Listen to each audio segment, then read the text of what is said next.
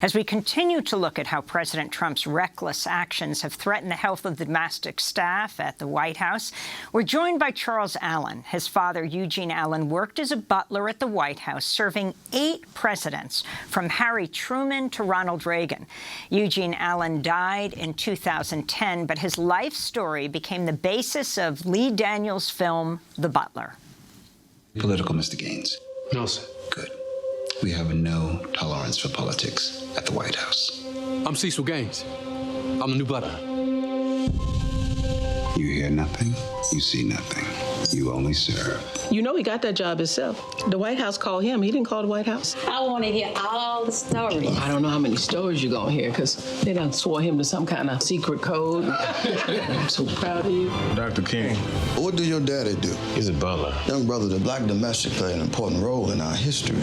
Everything you are and everything you have is because of that butler. Part of the trailer to The Butler, based on the life story of Eugene Allen. That was Oprah Winfrey and Forest Whitaker playing Eugene Allen and his wife. Their son, Charles Allen, joins us now. We welcome you to Democracy Now! It's great to have you with us, Charles. Thank you for having me. So, as you watched President Trump on the balcony, I mean, so much was going on social media as people started to talk about him as Benito Trumpolini. I think Politico said things don't end well when you start with a balcony speech.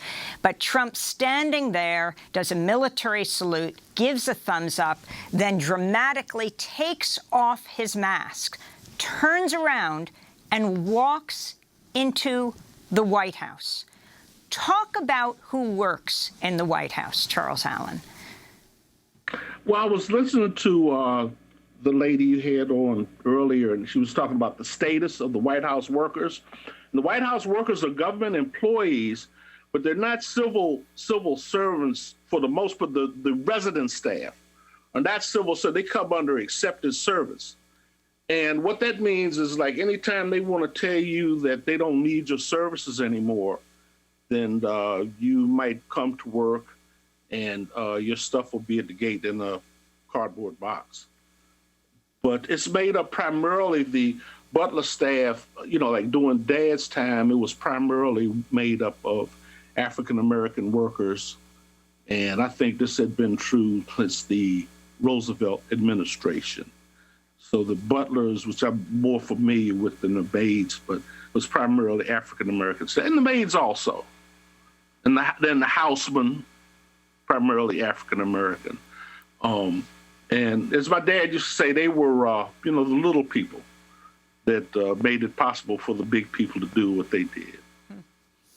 And so, again, if your father was working there today, and can you talk about how you think President Trump compares as an employer, though he doesn't employ them? Is that right? They are federal employees. They are federal employees, and they go from administration to administration. A lot of the staff have been there.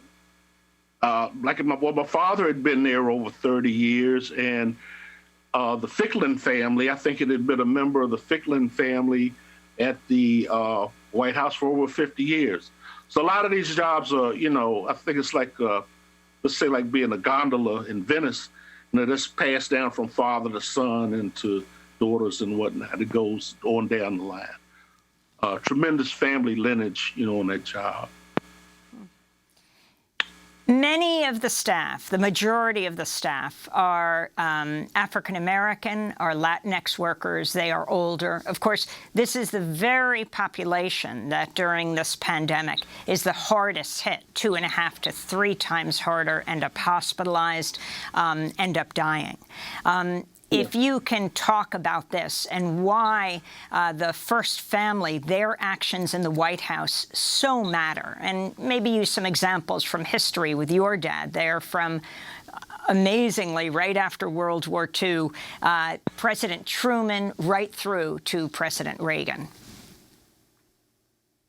A lot of the relationships during my father's time, anyway, I can't I can't really speak after 1986 so much, but the relationships between the Butlers and the presidents, the first families, a lot of times there's some very close bonds that developed. I mean, very close familial bonds, if you will.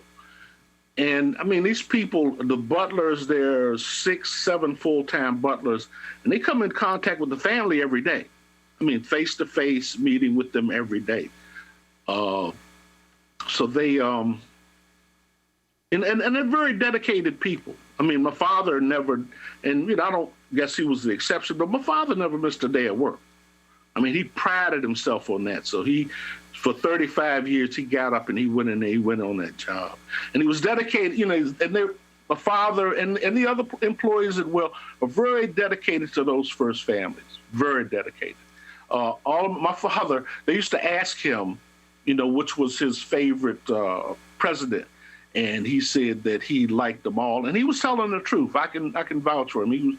He found something that each one of those presidents and their families that he liked. He felt like all of them brought something to the table. I don't know if it was true, based on truth, the first time he walks into the Oval Office bringing coffee and tea. It is President Eisenhower, and I mean, he did first serve President Truman, but he is calling in the National Guard, the state troopers, to integrate Little Rock, Arkansas, the high school. Right. My dad, and it's interesting that you bring that up because that's one of the things that he said I can relate to you, that he said about President Eisenhower. And he said, whatever President Eisenhower's feelings might have been deep down inside, he said in regard to that situation in Little Rock, he said he did his job. He did his job. And sometimes that's all that you want people to do. Just do your job. What does it say that as a president? What does it say down here that you're supposed to do? Then do that. Protect all of the people, all of the people. And I think he admired that very much about Mr. Eisenhower. General Eisenhower, President Eisenhower got sick in the White House, right? He had a heart attack. In fact, it's the beginning of the 25th Amendment. He had written a letter to his vice president, who he excluded from decision-making when he was sick. He had a kind of team of few advisors around him, definitely not the vice president, Richard Nixon. But ultimately, when he got really sick, he wrote a letter to him to say, you will take over. But this led to the 25th Amendment. Did your father talk about President Eisenhower getting sick and what that meant in the White House? Not really, because when President Eisenhower got sick, he wasn't in the White House. He was somewhere, I forgot exactly where he was, but he was somewhere enjoying a holiday, playing golf, and he was stricken. And I think by the time that he got back to the White House, he had more or less convalesced, and he was in pretty good shape. So I don't think he was around Mr. Eisenhower that much when he was bedridden. Let me put it that way. So what rights did your father have and others? And do you speak with people today who have worked in the White House? For example, if the first family isn't careful, if you have President Trump, for example, outright lying about he is immune, they won't reveal that he has taken a test that makes him negative, and as he dramatically takes off his mask. What rights do the workers who so intimately serve a president have? They've got all of the rights in the world, but you have to understand they have to be very careful. And one of the reasons they have to be especially careful is because they're accepted workers, which means that they can just say, well, we don't need your services here any longer. And so they have to be very careful. They have to keep stuff to themselves.